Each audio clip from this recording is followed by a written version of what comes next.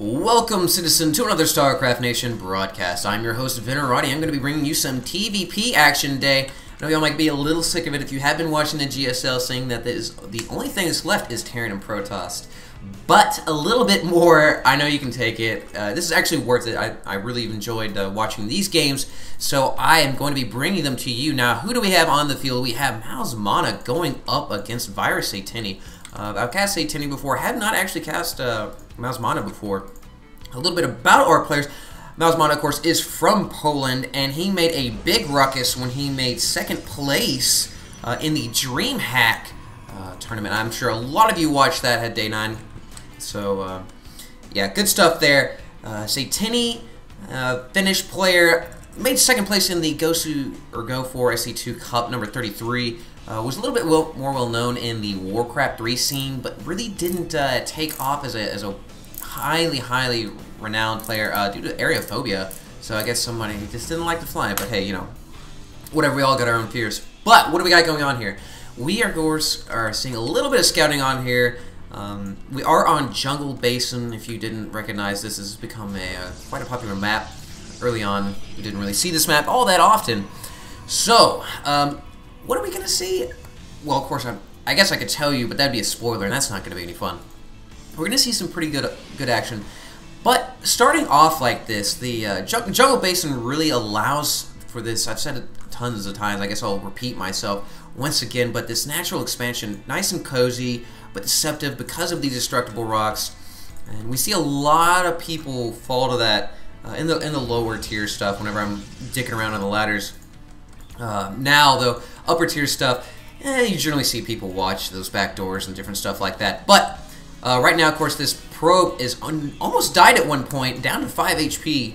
Just continuing to scout out the base, making sure that Satini isn't going to be able to do anything without Mouz knowing what exactly is going on. And both of our players, of course, Satini has a SCV in Mouz's base, so let's go ahead and take a look there. Yes, we do see him continuing to chrono boost out the harvesters here, and he's grabbing his second gas. So not really sure what exactly he's going to be going for right now. There is nothing coming out of the gateway, so not anticipating any sort of early pressure. However, Satini already moving out with a Marine, getting a Marauder, and we'll be coming out here with the Concussive Shells upgrade relatively quick. That Concussive Shell upgrade, very cheap, very worth it, especially if you are going up against a Zealot-heavy army. Early on, before they get the legs, totally just owns face, pretty much. That's the only way I can really think about putting that one. Basically, they can't get to you, especially if you got a nice bio ball. You're just going to rain all over that parade. Now, MouzMaNa will be moving out here with another probe. I'm not sure if we're going to see some sort of proxy action or if he's looking to continue just to scout out. We do have a Sentry out here. Now, Sentry, good call to get this Sentry right now. Denying any sort of early super pressure. You see in three Marauders, or actually no, 3 units moving out here. 2 Marauders, 1 Marine.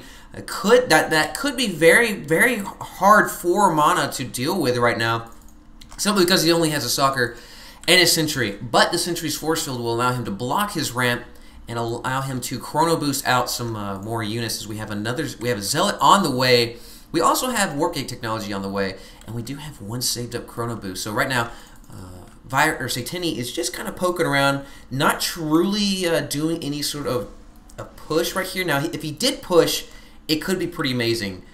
He could be doing some early damage to Mana, but that's not the case. We actually have him in full retreat right now, returning back to his base.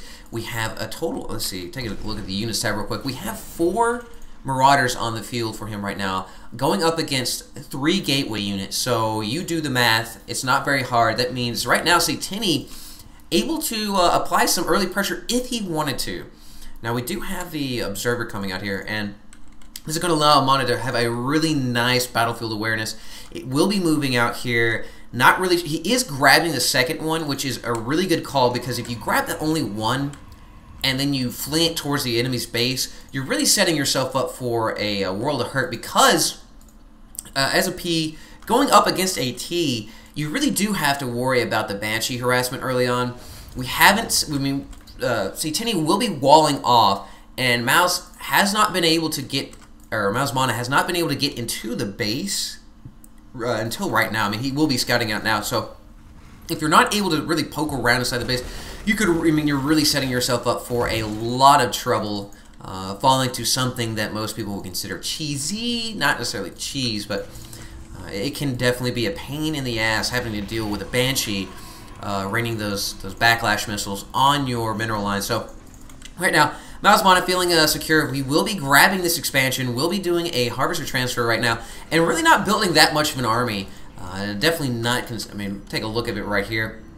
49 to 51. Now let's go take a look and see how many of that is actually. Yeah, the Harvester count is starting to tilt in the favor for MouzMaNa.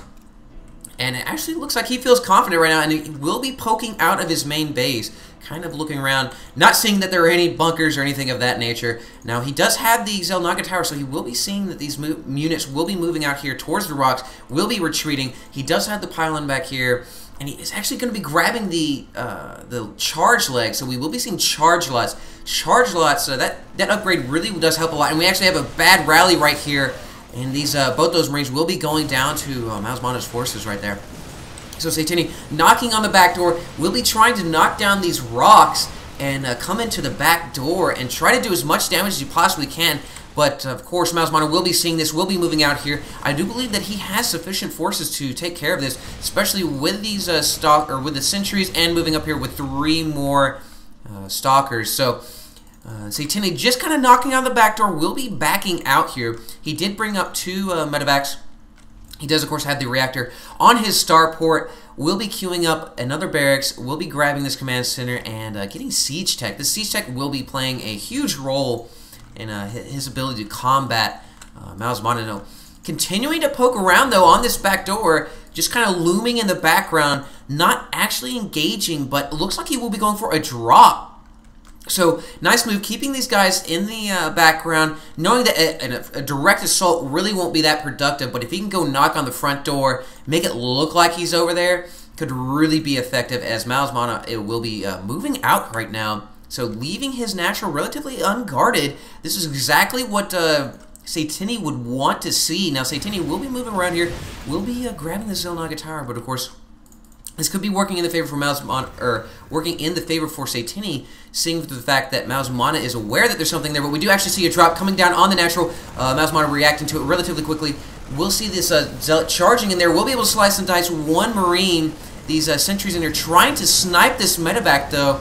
All these sentries will be going down. Yes, they will be going down, but of course the Marines are stranded, and the overwhelming forces of MouzMaNa will be coming in here and finishing off what is left of that drop. So, taking a look at the losses tab, MouzMaNa is actually in the negative on that. Sniping those sentries did allow Satini to maybe make that drop worth it. And once again, we see Satini dropping in, but this medevac is in a lot of trouble as it will be going down and losing all hands. So MouzMaNa actually able to go neck and neck right now as far as the losses tab, as Satini was